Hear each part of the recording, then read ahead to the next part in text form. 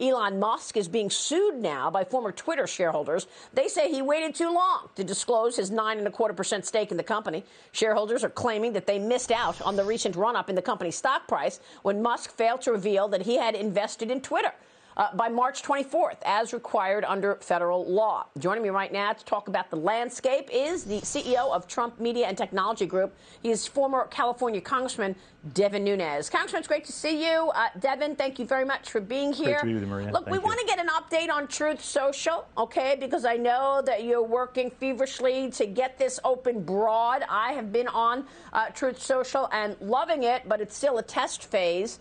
Give us your take first, though, on Twitter and Elon Musk. He took shots at Twitter over the weekend in a series of tweets that he now deleted. Yeah.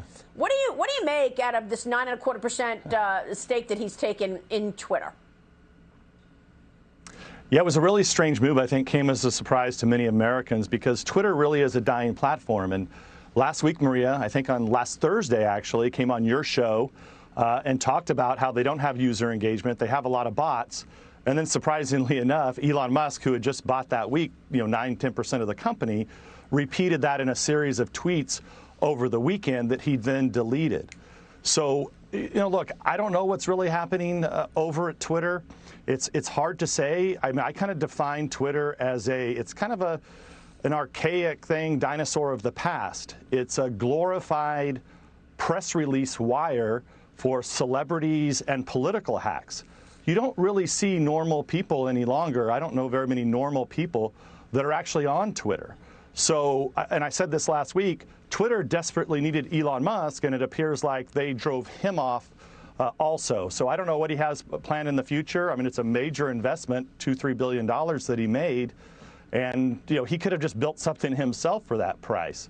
So now I think Instagram is something that's different, right? Instagram is a place that has real Americans, real eyeballs, real people. And I think that's what's interesting, what's happening at Truth now. So conservatives, after Donald Trump left, conservatives just are no longer on Twitter unless you're just a political hack or just want news. If you look at Instagram, though, there are a lot of eyeballs on Instagram. And I think what's amazing, just as we are just barely open, we're barely a month into this, we're still growing. Every day we add users, every day we improve our technology. How's it possible that so many people that are on both Instagram and on Truth Social now have more followers and more engagement on Truth Social?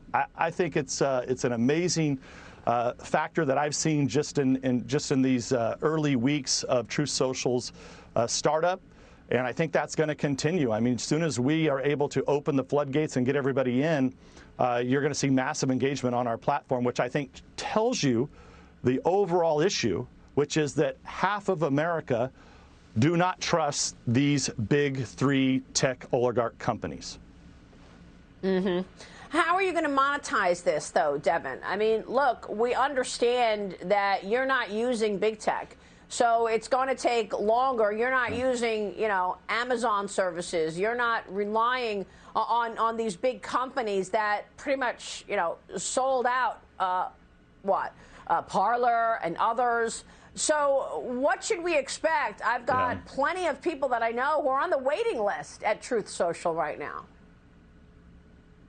Yeah, well, look, that's one of the things that I've said from the very beginning is that because we're not going to use these big tech companies for our technology, because we don't want to jeopardize the company. We don't want to put the company in an existential threat to where we could be cut off at any given moment by one of these companies. So we have to build this company block by block, piece by piece, and that's what our tech and engineering team is doing, working closely with Rumble, which, by the way, is the only company that has survived big tech. It's a YouTube alternative, plus they have an Amazon Web Services cloud feature.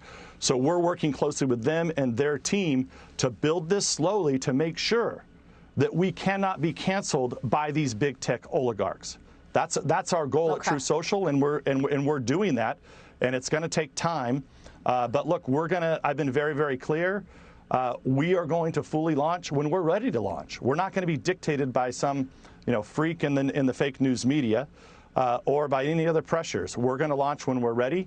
And if you look at what we're doing already, how's it possible that people are already getting more engagement, not just on Twitter, but more engagement than they get on Instagram. I think it's a pretty telling factor, and I think it shows the promise that we have, that President Trump has made to the American people, of reopening the internet. And remember, I wouldn't be here, and President Trump wouldn't have created this company if they wouldn't have booted off the former president of the United States from these tech oligarch companies. You know, none of us wanted to be in this position, but now that we're here, we have to do it, and we have half of America that wants to come onto our platform, you know, and I think, and they are, and that's what's happening. Yeah. Well, look, you know, that's why people were looking at Elon Musk and saying, well, maybe he'll make changes at Twitter, right? I mean, he took shots at Twitter over the weekend, then he deleted the tweets, and now we understand that staffers at Twitter aren't sure what to make of Musk's decision not to join the board of directors. The decision has them super stressed, we're told, and I know yesterday there was a new filing that Musk put in place, a new filing with the Securities and Exchange Commission. And the new document says that Musk may engage in discussions with the board and or members of the issuer's management team concerning, including, without limitation, potential business combinations and strategic alternatives, the business operations, capital structure, governance. So in other words, he could come in there and try to take over this company. Do you think that's what he's going to do? You know, look, he could, but I just don't understand that move unless he's got some motive. Because going back to this, what is Twitter? Most Americans don't use Twitter. Twitter is a press release wire. It's a place where celebrities go and put out a press release. It's nothing more than that. So I don't know why you would want to invest that much money unless you've got some grander plan for it. You know, compared to what we're doing at Truth, you know, where we're building a community. We're not a place for celebrities to put press releases. I mean, you can. But so, look, he's $2.5 million into this. You know, I can't predict what he's going to do, but I will tell you this. Elon Musk is more than welcome. He doesn't have to spend $2.5 billion to come to our platform. He's welcome to come on free of charge. We don't charge our users. You can go to the Apple App Store and download the app. And I don't know if Elon Musk has an iPhone, but he's more than welcome to download the app, and we'll get him on the platform. We'd love to have him. He doesn't have to spend $2.5 billion.